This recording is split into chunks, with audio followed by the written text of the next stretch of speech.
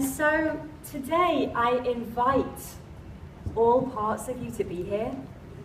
The part of you who's stressed out, the part of you who is anxious, the part of you who feels weird about sitting in a crowd of people, because that's common. So I really invite all parts of you to be here and to take whatever resonates from the talk and then leave what doesn't. Okay, that's important. So my name's Jody, with a Y, Shield, and I am a Lululemon meditation ambassador. So we're very good at collecting things. And so fast forward to now, and we're kind of full of stuff. And you can feel it when you're at your desk typing away. You can feel your shoulders are quite heavy. You can feel it if you've got back pain. You can feel it if you're stressed out. And you can feel it when you have anxiety as well. And I work as a healer. They're some of the reasons, or some of the external factors that are going on in the world today. And again, it's obvious. But the world's not slowing down anytime soon. That's the scary thing. In fact, it's speeding up. So what do we do? What do we do? Let's think about anxiety for a minute. I work with many people with severe anxiety, many people with severe depression, many people who've been through serious trauma, many people who are very inside themselves and very internal.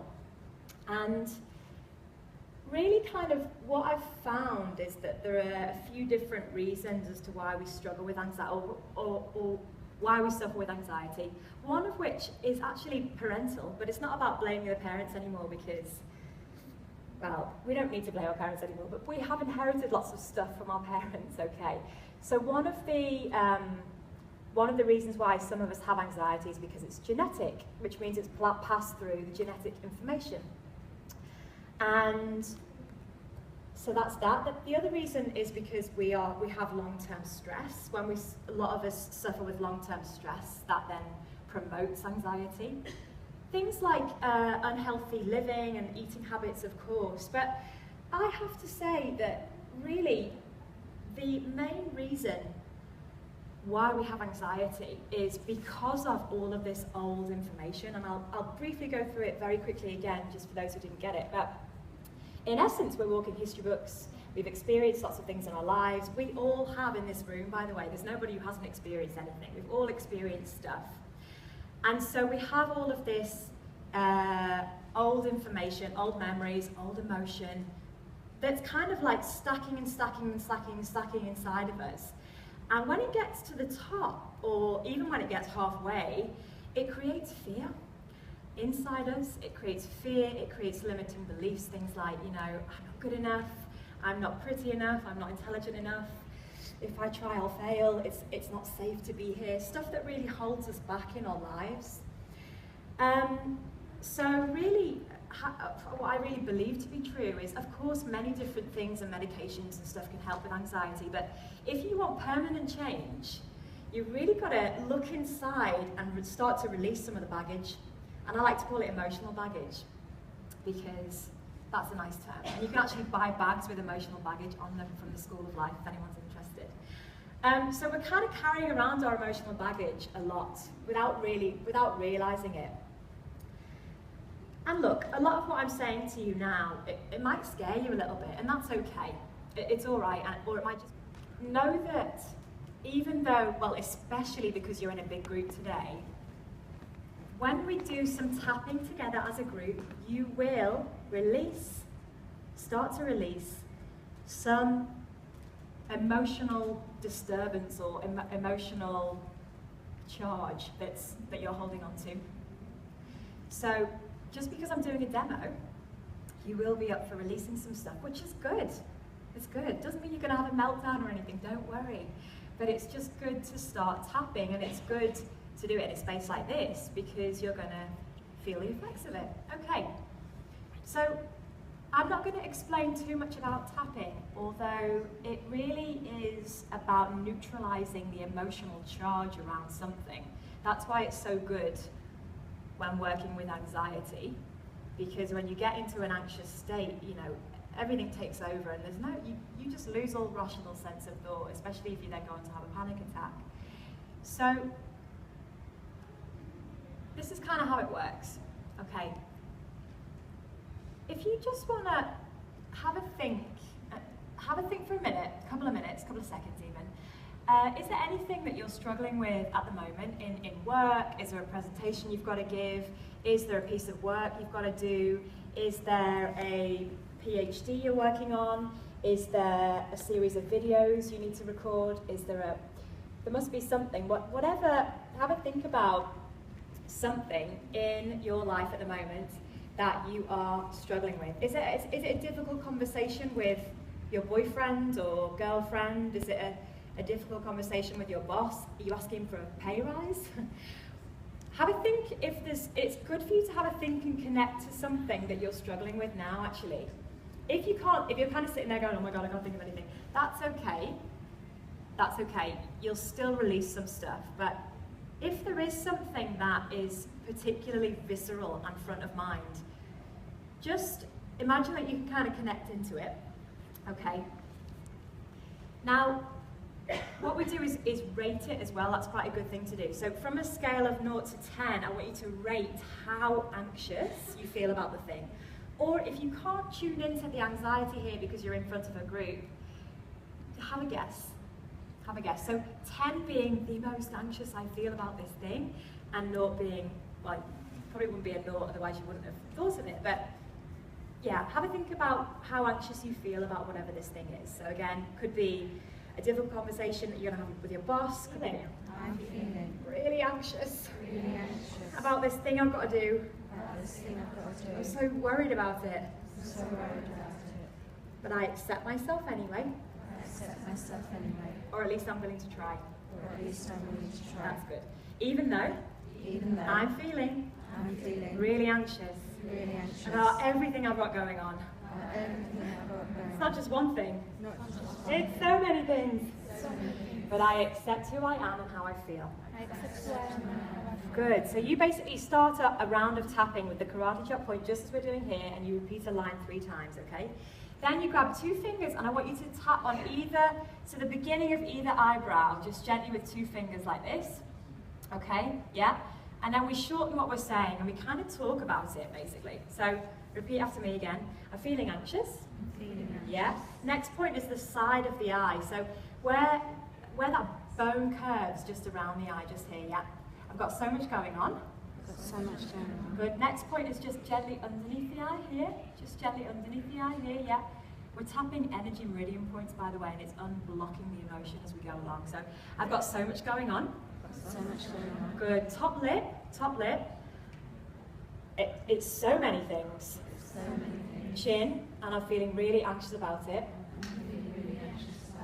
Now take your whole hand in a fist and tap over the V here. Just here. That's a good spot, yeah. I've got so many things going on. Ah, I can feel it. And then under the arm here, just where the bra strap is, yeah, I've got so many things going on. Good. Top of the head, finally. I've got so many things going on. Good. We're going to do one more round so that you get it. So again, tip of the eyebrow first. Yeah. Practice this. I mean, people have written whole books just on journaling, just so you know. So it is a very lovely tool to have, but it takes a bit of practice. But if you write a blog, for example, does anyone in the room write a blog? Yeah. Don't you feel blocked sometimes? And you're just like, I don't even know what to write. And no one's going to like what I've got to say.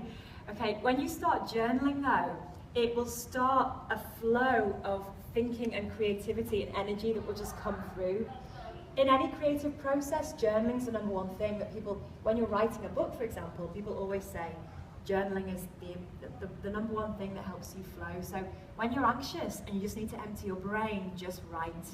Even if it's dark thoughts, just keep writing, get everything out onto the page. And then when you're done, you can burn it. You can rip it up, you can throw it away. You don't have to keep it and read back over it. It's just an exercise as a cleansing, okay? So the next thing, I've just got my little bit of paper here because otherwise I tend to waffle on a little bit. Okay, this is a good one. This is something that I teach all of my clients to do, and I'll say it a lot during meditation sessions. By the way, I run lots of meditation sessions all over London if anyone is interested in meditation. Some are free, some are ticketed. I do it with Soho House Group a lot and Move Your Frame. So when you're feeling anxious and your mind starts going into overdrive, if you can say stop for a minute and you can close your eyes and you can say to yourself, I surrender. I surrender. I surrender. Why? Because one of the reasons why we get anxious is because we're afraid of losing control of our lives. We're afraid of things not working out for us. We're afraid of stuff not happening in the way that we want it to happen. And actually, we don't really have control. We want to have control. We're dying to have control. We're dying to manipulate things and to make sure they go in our favour, for sure. But think about it. Everything's happening without you controlling it. The tubes are running. The tubes are late. We don't have control over what's going on outside.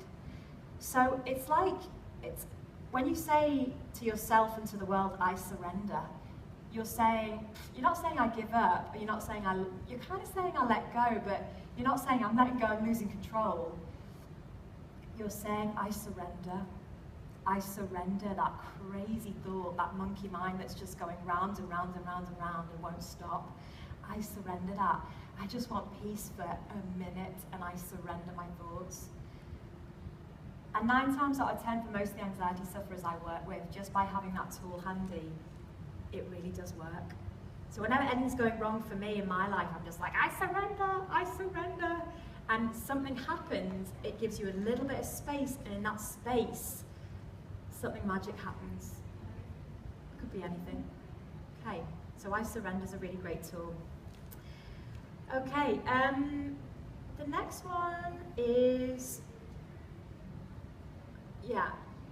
this is an interesting one. Okay, and I want you to open your mind to this a little bit, and open your heart, because we're going to talk about feelings. And I talk all over the world, right? And what's interesting is that as a nation, we're quite disconnected from our emotions and feelings, because we're quite afraid of what's going to be there. We're quite afraid of feeling. And I'd call myself quite an open-hearted person, yet about a year ago I noticed that there was still a big part of me that was afraid of really just showing my vulnerable side. I'm not saying that we all have to start exposing ourselves and being vulnerable straight away. I'm saying that when we learn to feel our feelings as opposed to think about what we're feeling, when we learn to go into our body and feel our feelings as opposed to think about what we're feeling, the two very different things. When you're having an anxiety attack or something, and the body is really coming up with emotions, and you might get chest pains. I remember I used to get chest pains. When you feel the tightness in the body, what is actually going on is the mind's like, oh my God, we're freaking out. All the awareness goes there, and the mind wraps around it and grows it into this big monster. When actually, if we take another approach, and when we're in that state, we might say a couple of I surrenders first, and then you just be with it. I'll say you have a party with it. You have a party with it, you ask yourself to feel, or you invite yourself to feel the feelings. Because everything's energy. Quantum physics proves this now. Everything's energy. What I'm saying to you is energy. What you're thinking is energy. Thoughts release energy through, the mind releases energy through thoughts. The body releases energy through pain and through tightness and through resistance. Everything's energy. So what you're feeling in the body when you have an anxiety attack is an energy blockage, it's a bit of pain, but it's just it's a blockage basically. So if you just learn to kind of go to that blockage and just take a step back from it and just be like, oh, okay, I can see this is here. I can feel very tense right now. I either honor the tense feeling or I honor my resistance. I often say that a lot, I honor my resistance. Or I just feel my feelings. I sit with my feelings and I allow myself to feel my feelings. And when you allow yourself to feel your feelings, the energy will just pass through and out, and that's it, done. Okay? So that one takes a little bit of practice, but it's really super, super effective. And I write a lot about that on the blog, so if you want more information, go to the blog.